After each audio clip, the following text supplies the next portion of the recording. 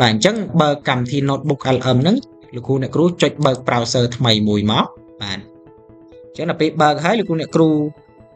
ចុចនេះ search កន្លែងនេះមកនេះ search កន្លែងនេះសរសេរពាក្យថា notebook LM ណាបាទ notebook LM នេះអូខេអញ្ចឹងបើលោកគ្រូអ្នកគ្រូអត់ចង់ search កន្លែងហ្នឹងទេអត់ចង់ស្វែងរកកន្លែងហ្នឹងទេណាបាទអញ្ចឹងលោកគ្រូអ្នកគ្រូអាចមកចុចកន្លែង tray 9នេះឃើញទេនេះ tray 9នេះចុចមកពេលដែលលោកគ្រូអ្នកគ្រូចុចហើយលោកគ្រូអ្នកគ្រូ scroll មកខាងក្រោមមកនឹងឃើញពាក្យថា notebook LM ណានេះអញ្ចឹងចុចមកណាបាទអញ្ចឹងដល់ពេលចុចហើយដោយសារតែខ្ញុំធ្លាប់ប្រើទៅវា notebook LM ហ្នឹងគឺចាញ់ច្រើនអញ្ចឹងណាបាទចាញ់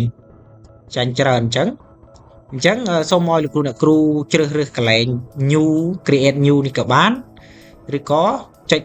create new notebook LM នេះក៏បានណាបើលោកគ្រូអ្នកគ្រូបើកថ្មីនេះវានឹងចាញ់តម្រងដូចខ្ញុំបង្ហាញនៅក្នុង slide នេះចាញ់តម្រងអញ្ចឹងលោកគ្រូអ្នកគ្រូចុច try notebook LM មកជាការស្រេចឯណាបាទអញ្ចឹងដល់ពេលលោកគ្រូអ្នកគ្រូចុច try notebook LM មកវានឹងលោតចាញ់តម្រងដូចខ្ញុំបង្ហាញហ្នឹងឯណាបាទអញ្ចឹងអាចចុចពាក្យ new នេះក៏បាន